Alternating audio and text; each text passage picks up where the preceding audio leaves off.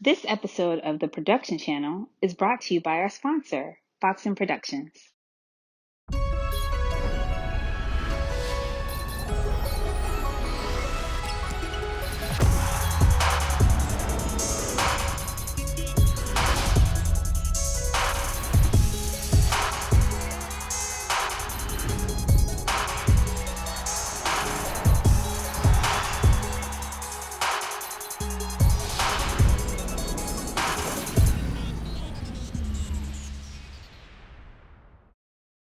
Illuzzi, what's up, buddy? I see you popping your collar. You popping your collar? What's up? How you been? I'm good, man. What's up, dude? I thought you were home. What's up with the mask? We're supposed to wear masks, right? It's like if I take it off, then we got to stay like 3 feet from our screens or something. So it's 6 total, right? Dude, you're in Orlando. I'm in Tampa. We're good. So the social, we're good with the distancing. All right, cool. All right, cool. We're good. I got a few of these little. This is pretty much the best swag I got. I got a box of these, so I had to rock a few of them. You know. Well, you know, I'm still waiting for mine to. I'm still waiting for mine in the mail. Oh yeah. Just gotta. Yeah. It's coming. Right. On the way. So we did our previous episode, right? Yes, you know, full sail instructor, our relationship from the Magic days. Yeah, long time. Robo camera operator, standby 3. No, standby 8, take 3. Ready 7, take 3. That's what it was. Yeah, because now I'm 8 because I'm on the home side. Back then, you would always be on the away side, right under the evil robot. So ready 7, take 3. And I'm like, come on, dude. So for people who haven't listened to our previous episode, we have Illuzzi, full sail instructor, yes, robo camera operator for the Orlando Magic and other professional sports entities, whoever paid for hire, freelancer. Yes, for hire, exactly. Not just sports. I've done some stuff out of Disney. I've done some stuff, a couple other TV shows. I've done conventions. Basically, if there's a little evil robot, I'll do it. Or in other cameras too, like hire me. Now evil, why are we evil? Evil robot, I started that a couple years ago because if it's having a bad day, if there's one little wire that's not completely fully plugged in, if the robot's having a bad day, I'm having a bad day. So it just started with a dumb Facebook post like, damn you, evil robot. And then from there, it just evolved into a post that I would make every game to make fun of, not make fun of, but to joke around with other people. Because I'm sure you've seen those social media posts where it's the same picture of the same camera, working this camera for this game. So I started the evil robot set and ready for the Orlando versus whatever team. Just goofy social media presence kind of gets me noticed. Had people, you know, hey, evil robot, what's up? Like it's kind of become a nickname in some circles. So, hey, I'll own it. Okay. It's work. Right. It's a paycheck. I'll own it. Well, hey. Yeah. During COVID and during, you know, everything going on with live events shutting down, sports shutting down for that period, evil robot, hey, evil robot, how's it going? Frank Illuzzi, right. You made your way into the NBA bubble. Right. For an extended period of time in order to earn a living and provide for your family. Which is not, especially like you said, during COVID, thank you very much. Like I said, during COVID, it's been crazy. And it was a scary couple of weeks or so, a couple of months before it started. And then once I got that call, I kind of looked at my wife because she's pregnant. She's still pregnant now, but she was pregnant at the time when I went in. And we had, at the time, he was, I think, 7-8 months old. He's a year now. But young child under a year old, plus she was pregnant. So I get the call, hey, you know, can you do 72 days or so? I think it was 74 was my total. Some guys went up over 100. But can you do 74 days away from your family? And I kind of looked at her. She's like, yeah, go make money. Go ahead.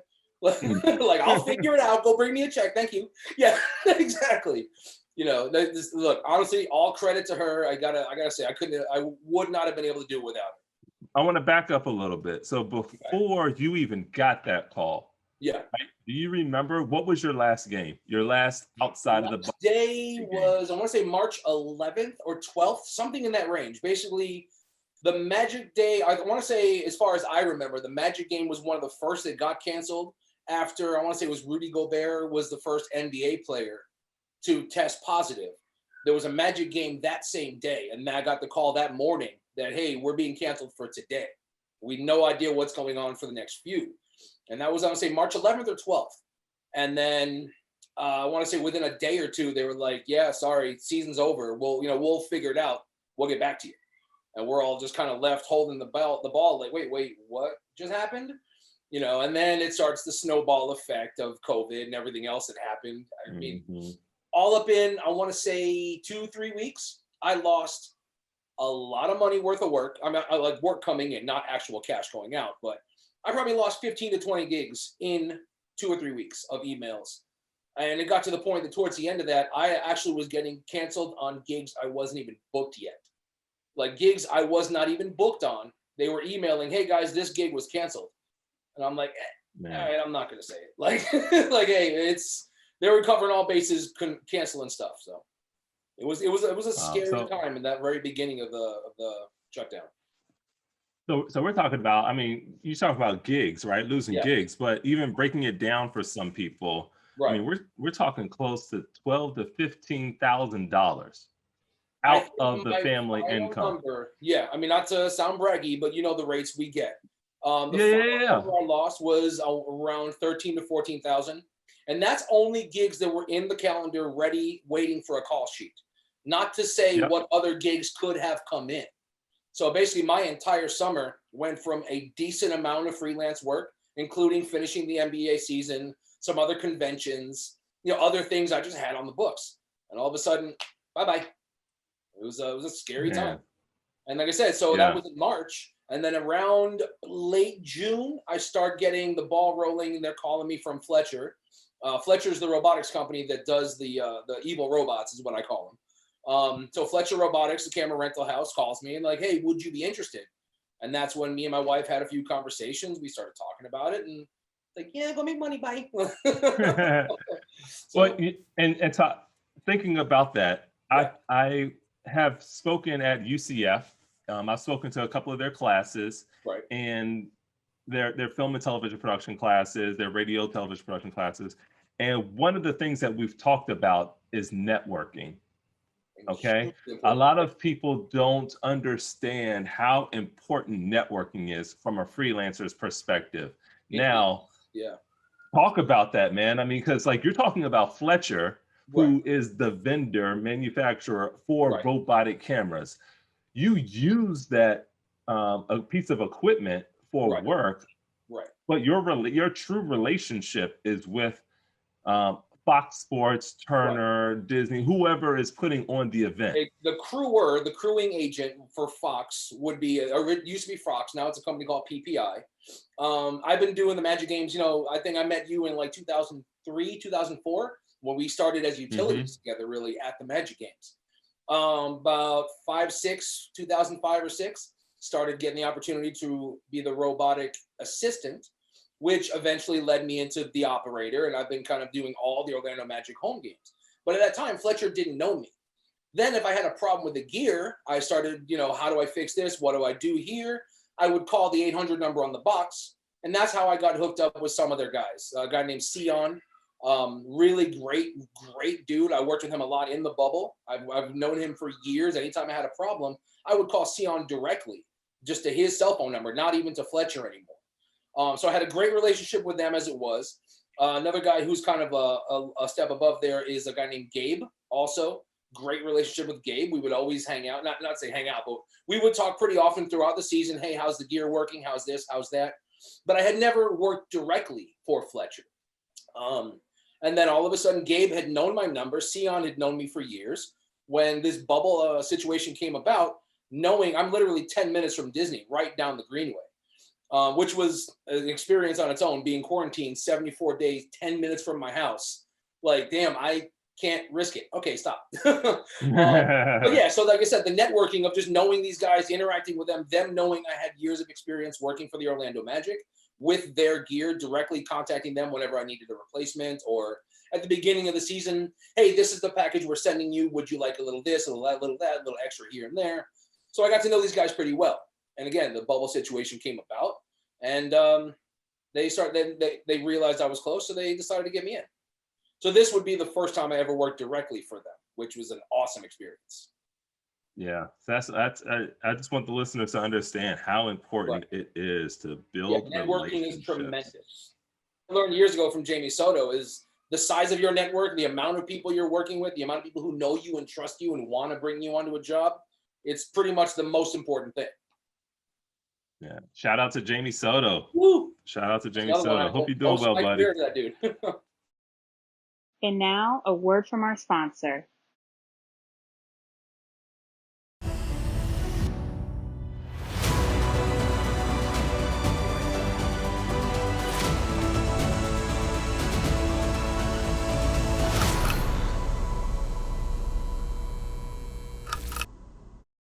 You get the call, you get the, you know, the email, the confirmations, like, okay, I'm going in, and I'm gonna go hard, right? So you go into the bubble, you pack. What does packing for 72 days in a hotel look like?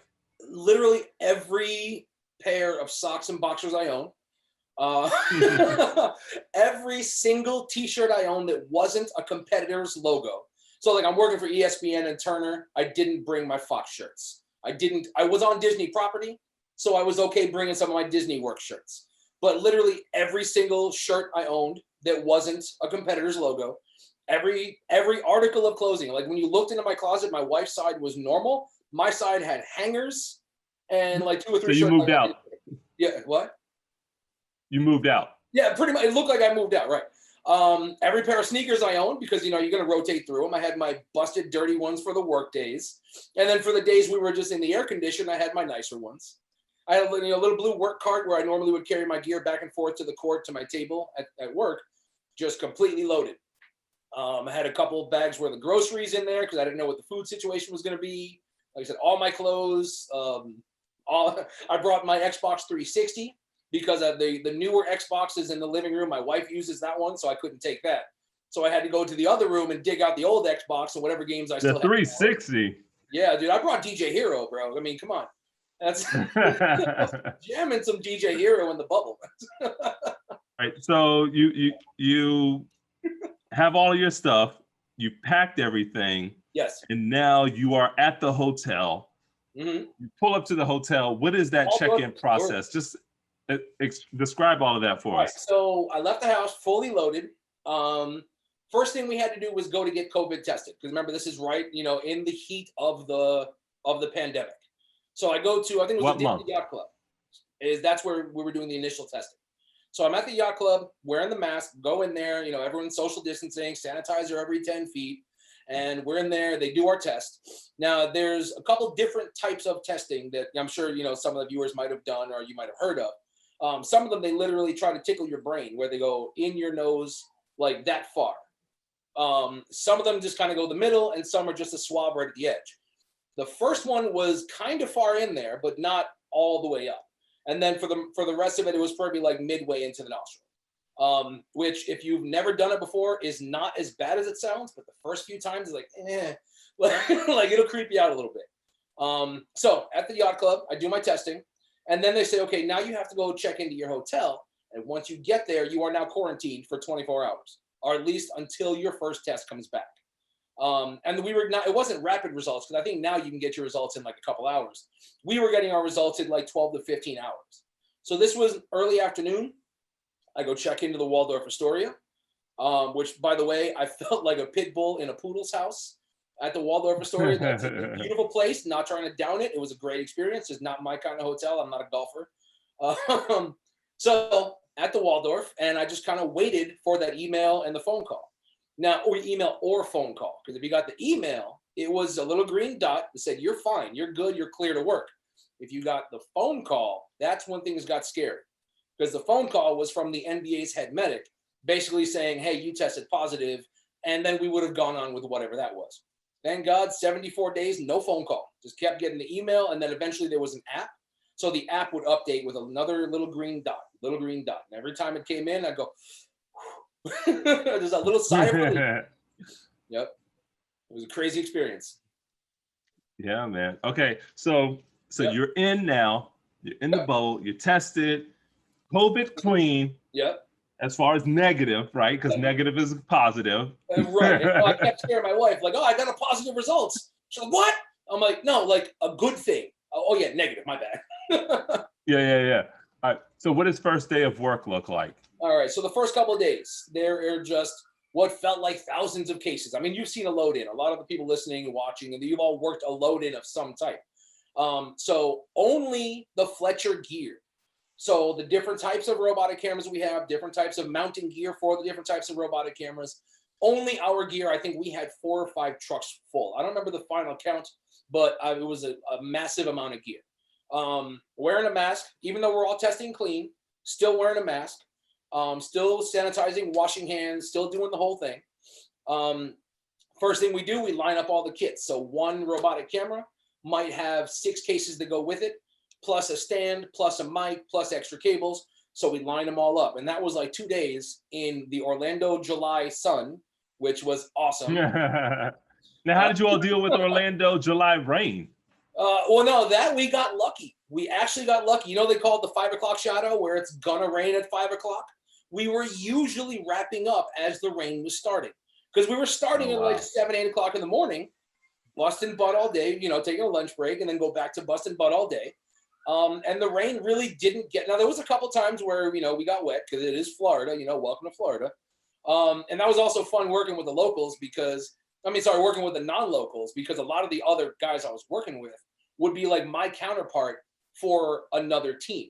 So where I'm the robotic camera op for the Magic, I met the guy from from Phoenix, the guy from Pelicans, the guy from the Thunder, the guy from, you know, not all, but a lot of the other NBA teams that have my position. I met that guy, which was actually really cool. Like you're talking about networking, getting to compare war stories and fun stories and just, hey, what kind of gear do they give you? How does your crew work? And it was really cool to meet my counterparts from other NBA teams. But yeah, so anyway, a lot of the non-locals talking about the rain and the humidity, because, you know, in Orlando in July, you're stepping outside into 200% humidity. It feels like a warm bowl of chili you're walking through to get to work. And they would look at me like, how do you do this, bro? Like, how do you do this every day? Like, I stay inside. But yeah, so like I said, we're lining up all the gear. We're getting everything lined up. We're organizing everything. And then, okay, so on the Disney property, okay, we were at the Wide World of Sports Complex. So at Wide World of Sports Complex, we basically took over their entire parking lot. And that's where our TV compound was built.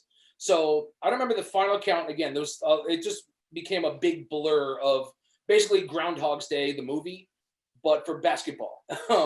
So I don't remember the final count, but there was multiple TV trucks set up there. So Turner would have a game today. ESPN would have a game tomorrow. The next network would have a game the next day, or maybe multiple games in the same day. They would just bounce from one truck to the next to the next. So multiple TV trucks are set up.